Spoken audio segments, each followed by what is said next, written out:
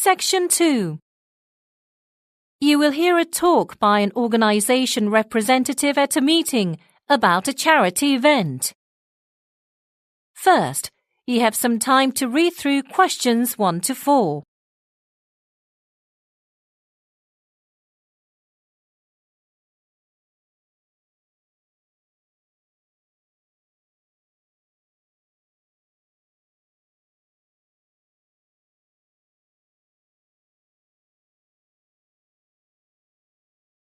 Now listen carefully and answer questions 1 to 4. Good evening, ladies and gentlemen, and thank you for coming to this Anne-Marie Charity member meeting. I'm so pleased to see so many members here tonight, and I always appreciate your generosity, compassion, and concern. I know you are eager to hear about our institution's progress. Our annual charity bicycle tour raises money for medical research at the London Children's Hospital. Each year, a group of generous individuals dedicates 10 days to cycling around England to raise both funds and awareness. And might I say that it's a fun time as well. Now, I know some of you are interested in participating and want to know how you can get involved. Well, it is fairly easy. First, you must register for the event, which you can do on the charity's website. You don't even have to visit our office. After that, you'll be asked to sign a form on which you will give us an estimate of how much money you plan to raise. We recommend our participants attempt to raise a minimum of £3,000, but we certainly encourage you to raise more than that. Next, you will need to find sponsors who agree to donate a predetermined amount of money to you should you finish the tour. It's always a good idea to start with friends and family first, but many participants have also raised funds from local businesses. And then you have to show up for the tour on June 12th at 6 a.m. with your bicycle, gear and equipment. You don't have to worry about bringing any documents, although something proving your identity might be helpful. I'll hand out a leaflet that will tell you everything you need to know. And you will also be given a number to pin onto the back of your shirt. This will allow us to track who successfully finishes. And once you've completed the tour, collect the donations from your various sponsors and give them to us by June 26th. Finally, the charity will provide you with receipts by the end of June. You can give these to people who ask for them for tax purposes. It's mid-March now, so that means you have plenty of time to find sponsors. And we do offer support in the way of informational brochures, and of course, we will always be here to answer your questions or respond to your concerns. Now, before we go on to the next topic of discussion, are there any questions about this year's charity tour? You now have 15 seconds to check your answers.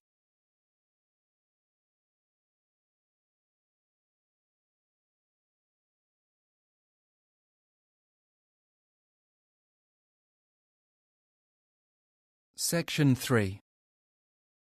You will hear a conversation between a tutor and a graduate student at the College of Education. First, you have some time to read through questions 5 to 8.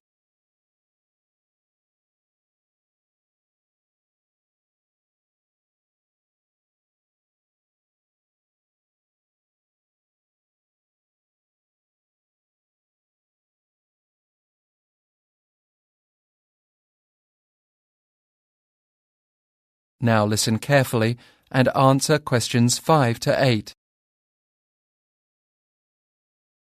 Hi, Sarah. Come on in. You said you wanted to discuss the research project you're working on. You know, the one on children's outdoor play. Yes. It's going well. I've put together a plan and have set myself some research goals. Great. What are they? Well, I mostly want to find out what the benefits of outdoor play are. Then, I'd like to examine why it has decreased in recent years. That sounds good. Do you have evidence for the claim that children's play has decreased? I do. I have government statistics showing that playgrounds are used 25% less often than they were a decade ago. OK, it sounds like you have some good research there. Thanks, but the issue I'm having is how to find research on why children's outdoor play has decreased. There isn't much out there. What do you suggest? Well, the best thing to do is to conduct a survey of your own. You can ask parents with children at local schools to answer it. I can put you in touch with a few head teachers who could help. Great. I'll start thinking about some questions. Yes, that will be the first step. Try and test out a few hypotheses through your survey. So, have you got any ideas for why outdoor play is decreasing? I have. I think that the increasing amount of media aimed at children, including television, apps, online games and so on, has something to do with it. And then, other things, like children being expected to devote more time to intense academic work after school could be factors. Also, there may be fewer playgrounds or green spaces for children to use. Those all sound like plausible reasons. I think parents may also have an effect on this issue. That could be. Perhaps parents are less willing to let children play alone outside than they once were. Yes, that may be true. OK. So for the first step, I think I should start writing the survey. Yes, you can go ahead and begin that. When you're done, send it to me and I'll give you some feedback. And after that, we can get in touch with some teachers that may be able to circulate it. The teachers would be interested in seeing what you... You now have 15 seconds to check your answers.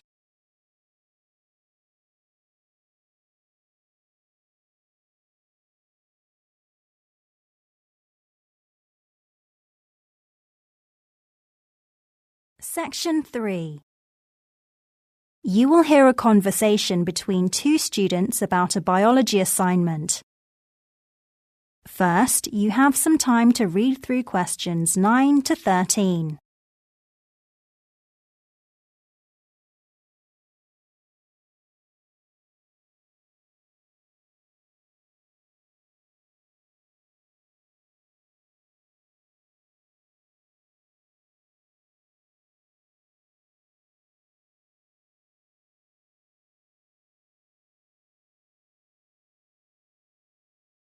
Now listen carefully and answer questions 9 to 13. Natalie, have you finished your outline for the report we've been assigned? You know, the one about the biology field trip to Hawthorne Oceanic Research Facility. Hi, Greg. I'm still thinking about what topic to focus on. I thought maybe the subject of symbiosis. Oh, yes. I remember that the chapter about it in our textbook was really fascinating, particularly the symbiotic relationships involving cleaner fish, like the wrasse fish we studied. And there were moray eels at the Hawthorne facilities, as well as wrasse fish. I can describe in detail the cleaning process between those two species. What did that involve again? Well, the moray eels and wrasse fish were in the same tank living on a reef. The wrasse fish gathered inside the reef and hung around until other fish showed up. Ah, I remember. The eels went there to be cleaned. Yes, Mr. Horace explained that.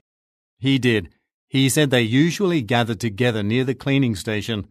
Yeah, and then the wrasse fish would approach the moray eels there while they were resting. And that's when they would start the cleaning process. Right, I remember. First, they clean up the eel's gills by eating parasites and bacteria. Yes, they actually eat that stuff right off the eels. And they pick away the dead scales as well. Actually, you might also want to mention that the eels really rely on the fish because the parasites they eat are quite dangerous. Also, at the end, the moray eels would often open their mouths and let the wrasse fish swim inside to clean as well. I thought it was really fascinating to see that part of the process. Now, all I have to do is come up with some other examples of symbiotic relationships. Check out the list of references on Mr. Horace's course outline. I'm sure you can find something suitable on it. You now have 15 seconds to check your answers.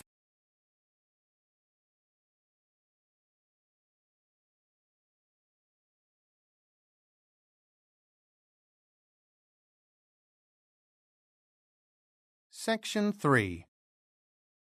You will hear a conversation between a tutor and a student about a university course. First, you have some time to read through questions 14 to 17.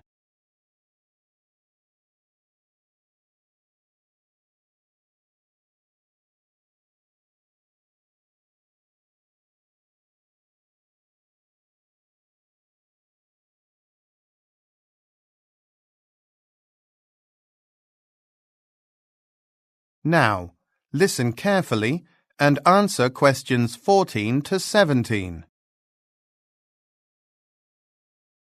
Hi, I've come to ask a few questions about the literature degree you offer. Oh, yes. Well, I'm a tutor for undergraduate literature students here at Southampton University. My name is Joanna. Could you give me your name? My name's Tom Atkins. I'm hoping to enroll in a literature program this coming term. Oh, really? Are you working at the moment? I am currently working part-time at a publishing company as an editing administrator for a monthly journal, but I work from home for only about 10 hours per week, so I have time to study, and I am particularly interested in the comparative literature course, especially the elements related to post-colonial literature. I studied that a bit in a previous literature class I took, and am curious to learn more. That's my field of study too. So, are you interested in studying full-time? Yes, I am. And I'd like to know a bit more about the other requirements for the course, how long it will take, and what are the required courses and alternative courses. Of course. The degree takes 3 years to complete. In the first year, there are 3 modules you have to take, which are introductory courses in literature and literary theory, in addition to 1 optional module within the department. What are the subjects for the optional modules? They change every year, but past modules have been on topics like Indian literature, basically thematic courses. And I can only take 1 optional module? You won't have room in your schedule for any more during the first year, unfortunately. But in the second year, you have only 1 compulsory module and can take 3 optional ones. The second year's modules are much more specific, and they will allow you to focus your studies before the dissertation the following year. And then, in your third year, the modules will help determine the kind of research you do for your dissertation. That's very helpful, actually. Also, I'm wondering about... You now have 15 seconds to check your answers.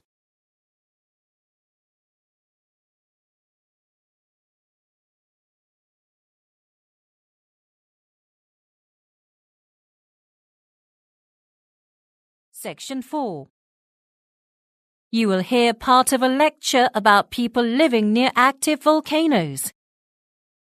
First, you have some time to read through questions 18 to 21.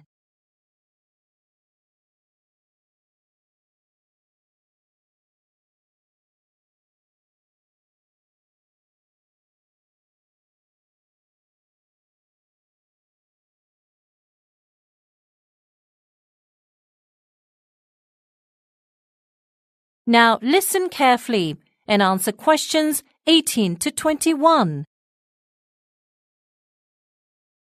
All right now, since we are talking this week about volcanoes, I thought it might be interesting to step away a bit from the geological analysis and look at what it would be like to live near an active volcano.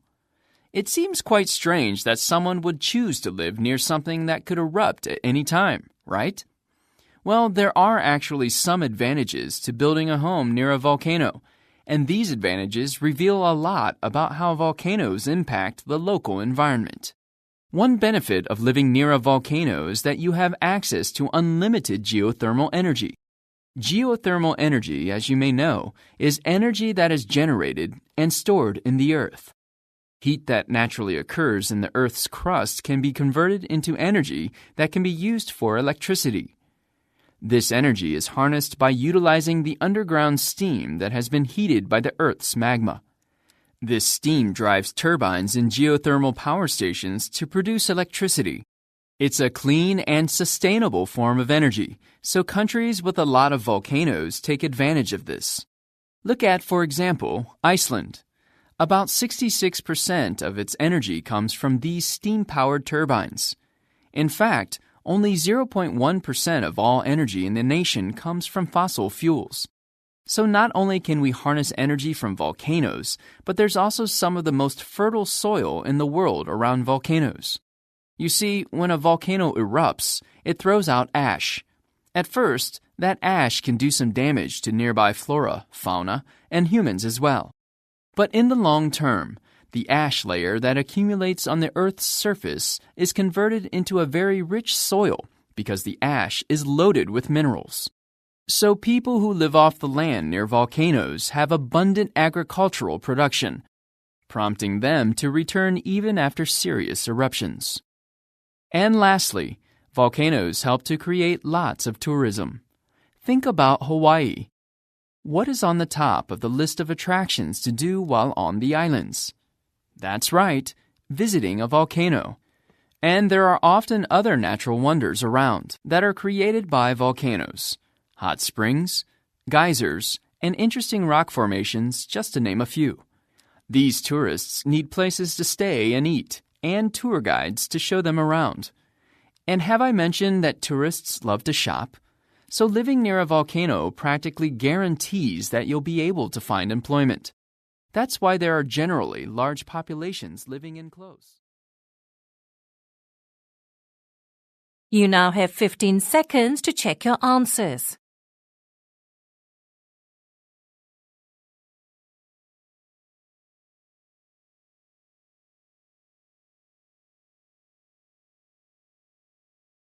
Section 4.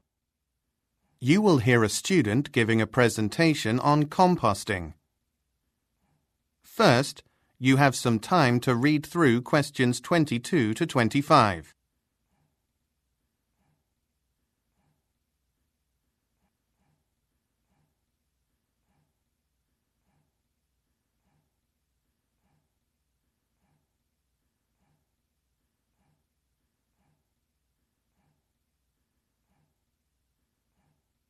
Now, listen carefully and answer questions 22 to 25. Hello everyone, the topic that I chose to present on today is the composting of organic trash materials. Now, many of us probably place our food waste in bins, so it can be picked up and brought to a waste management facility. In a survey that was conducted in my neighborhood, over 90% of residents do this, but only about 20% of them know what happens to their waste at the facility. So, what I'll show you all today is a prototype miniaturized version of the machines used to compost organic materials at waste management facilities. Now, here it is, and I can assure you that it's delightfully simple to use. The top of the device acts very similarly to a recycling bin. The food waste is placed in this bin before it is processed. Once this lever on the side is pulled, the materials being processed then proceed into another chamber shaped like a drum, which rotates for about 20 minutes for each cycle. This chamber churns the waste, breaking the organic materials down into a consistent size and shape. After that, the organic materials that have been broken up are kept in the drum for 6 weeks. During this time, the materials are exposed to oxygen, which reacts with organic components such as carbon, protein, nitrogen, and water molecules, as well as microorganisms. This is actually a chemical reaction taking place, which produces 2 byproducts, carbon dioxide and heat.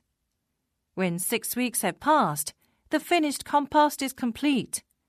By lifting this lid on the side here, biodegradable matter is expelled. This in turn can be safely added to the soil. This is convenient for home use, since the spillage can immediately be spread onto your lawn or garden or stored in a separate bin for later use. So as you can see, this composting machine is small and simple enough for everyday use. and I hope this is what it is used for in the near future. So now, I'll take any questions that you have for me. You now have 15 seconds to check your answers.